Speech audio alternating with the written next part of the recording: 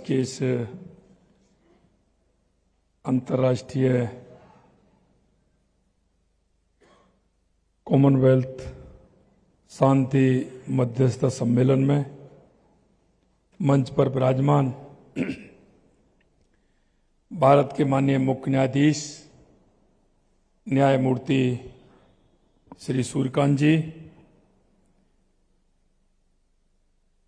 माननीय केंद्रीय विधि एवं न्याय मंत्री श्री अर्जुन राम मेघवाल जी, माननीय न्यायाधीश सर्वोच्च न्यायालय भारत न्यायमूर्ति श्री संदीप मेहता जी, माननीय न्यायाधीश सर्वोच्च न्यायालय भारत न्यायमूर्ति श्री विजय बिश्नोई जी, माननीय attorney general Bharat Shri R Venkataramani ji, माननीय न्यायाधिपति सर्वोच्च न्यायालय जामिया न्यायमूर्ति सुश्री आभा पटेल जी, माननीय कार्यवाहक मुख्य न्यायाधीश राजस्थान न्यायमूर्ति श्री संजीव प्रकाश जी शर्मा जी, माननीय सॉलिसिटर जनरल भारत श्री तुषार मेहता जी, माननीय अध्यक्ष supreme court bar association Shri Vikas Singh ji, माननीय उपाध्यक्ष निवारण अरुणेश्वर गुप्ता जी,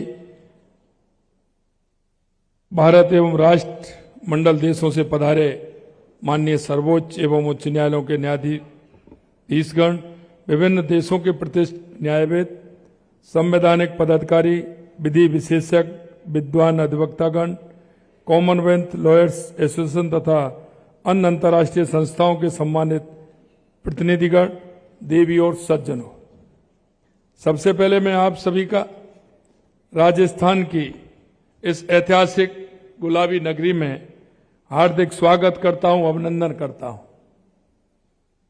हमारे लिए बड़े हर्ष एवं गर्व की बात है कि कॉमनवेल्थ शांति मध्यस्थता सम्मेलन 2026 के आयोजन के लिए राजस्थान की गौरवशाली धरा को आपने चुना है। यह अंतर्राष्ट्रीय सम्मेलन न्याय व्यवस्था, एक नई सोच, नई दिशा और नए वैश्विक दृष्टिकोण की शुरुआत है। आज हम एक ऐसे दौर से गुजर रहे हैं जहां समाज में तनाव, असंतोष और विवाद बढ़ रहे हैं, चाहे वो अंतर्राष्ट्रीय स्तर पर चल रहे हैं, संघर्ष हों, हमारे आपसी मतभेद हों या फिर हमारी अदालत में लंबित मामले हों। एक बात साफ है कि आज की दुनिया में को सबसे ज्यादा जरूरत अगर किसी चीज की है तो वो है शांति और मध्यस्थता। हम अक्सर सोचते हैं कि न्याय का मतलब किसी एक पक्ष का जीतना या दूसरे का हारना, लेकिन संवाद और मध्यस्थता की सबसे बड़ी खूबसूरती यह है कि हार जीत से आगे बढ़कर समाधान की बात करती है। यह केवल एक कानूनी या प्रशासनिक प्रक्रिया नहीं है, बल्कि हमारे समाज की वह सांस्कृतिक शक्ति है जो सदियों से हमें आपस में जोड़े हुए है। आज हमारी अदालतों पर मुकदमों का भारी बोझ, न्याय में देरी से आम आदमी का समय, पैसा और मानसिक शांति तीनों छिन जाते हैं।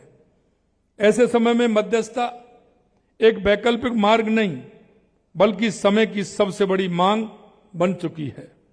यह एक ऐसा माध्यम है जहां आपसी बातचीत से उन जटिल समस्याओं को हल किया जा सकता है जो सालों साल अदालती चक्कर काटने पर भी नहीं सुलझती। इस सम्मेलन की ऐसे कार्यक्रमों से निश्चित रूप से उनका समाधान मध्यस्थता के माध्यम से होता है, और वो मध्यस्थता के माध्यम से होता है वो स्थायी भी होता है। क्योंकि अगर हम न्याय की परिभाषा करते हैं कि उनके मन नहीं मिलते हैं तो कोई ना कोई और विवाद होता है, लेकिन मध्यस्थता के माध्यम से उसका समाधान लंबे समय तक होता है।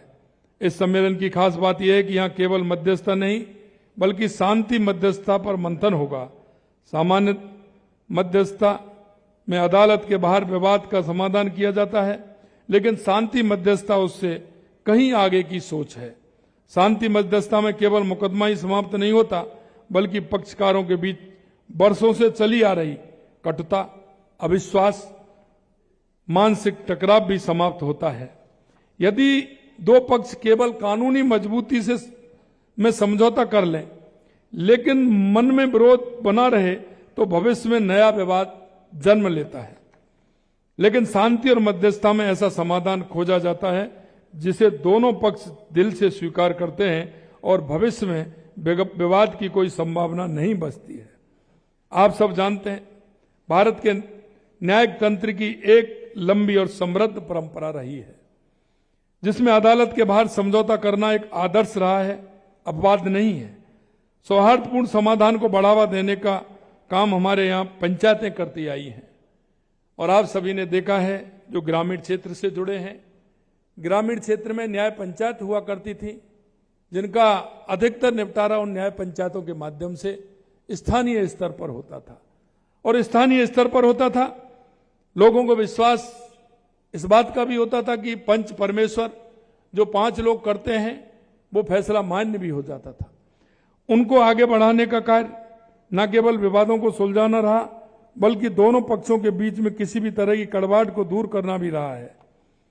मैं ये भी कहना चाहता हूं कि छोटे छोटे विवाद को हम अगर बाहर, अदालत के बाहर अगर उनको हम सुनते हैं तो उनके मन की बात भी निकल करके आती है और विवाद की समझाइश भी आ जाती है।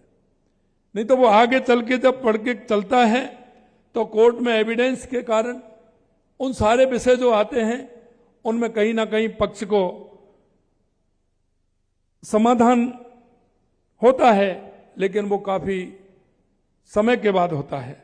देश के यशस्वी प्रधानमंत्री नरेंद्र मोदी जी का कहना है, यह न्याय सभी के लिए सुलभ हो, समय पर हो, हर व्यक्ति तक उसकी सामाजिक या वित्तीय पृष्ठभूमि की परवाह किए बिना पहुंचे, तभी सही मायने में सामाजिक न्याय की नींव बनता है।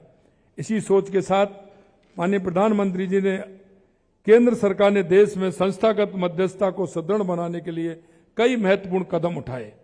भारत अंतर्राष्ट्रीय मध्यस्थता केंद्र अधिनियम 2019 के तहत भारत अंतर्राष्ट्रीय मध्यस्थता केंद्र की स्थापना की गई। इससे देश में विवादों का त्वरित एवं विश्वसनीय समाधान का रास्ता खुला है। मध्यस्थता अधिनियम 2023 लागू कर मध्यस्थता को विवाद समाधान का एक प्रभावी, सरल और भरोसेमंद माध्यम बनाया गया है। राजस्थान भी हर व्यक्ति को न्याय सुलभ कराने के लिए हमारी सरकार संकल्पित है। इस दिशा में हमने अनेक पहल की है। राजसा के तहत बंदियों एवं बाल अपचारियों को विधिक सेवा एवं सहायता योजना 2015 के तहत 5,85,000 प्रकरणों में विधिक सहायता उपलब्ध कराई गई है। राजस्थान पीड़ित पृथकर योजना के तहत लगभग 4,000 पीड़ितों को 84 करोड़ रुपए से अधिक पृथकर राशि दी गई है। 1,20,000 विधिक साक्षरता शिविर आयोजित कर करीब 77 लाख लोगों को लाभान्वित किया गया है। वैकल्पिक विवाद निस्तारण के तहत मध्यस्थता केंद्रों से 21,000 से अधिक प्रकरणों का निस्तारण किया गया है। मीडिएशन फॉर नेशन अभियान के तहत लगभग 22,000 प्रकरणों का निस्तारण मध्यस्थता से किया गया है। मुझे विश्वास है कि इस सम्मेलन में होने वाले मंथन से मध्यस्थता व्यवस्था को और सुदृढ़ बनाने के लिए नए विचार, व्यवहारिक सुझाव प्राप्त होंगे। यह सम्मेलन न्याय व्यवस्था को नई दिशा देने के साथ ही समाजों को बीच सहयोग, समरसता, स्थायी शांति को भी सुदृढ़ करेगा। जयपुर पीस मीडिएशन डिक्लेरेशन से निकलने वाले निष्कर्ष भविष्य में अंतर्राष्ट्रीय विवादों को सुलझाने और शांति स्थापित करने में मार्गदर्शन की भूमिका निभाएंगे। मैं इस आयोजन के लिए राजस्थान राज्य विधिक सेवा प्राधिकरण, Commonwealth lawyers association, supreme court bar association समेत सभी आयोजकों को हार्दिक बधाई और शुभकामनाएं देता हूं। मुझे आशा है कि इस सम्मेलन में होने वाले विमर्श में ऐसे ठोस निष्कर्ष सामने आएंगे जो विश्व में शांति, न्याय और विधि के शासन को और अधिक सशक्त बनाने में महत्वपूर्ण भूमिका निभाएंगे। आप सभी का पुनः बहुत बहुत अभिनंदन, स्वागत, धन्यवाद। जय हिंद, जय भारत, जय राजस्थान।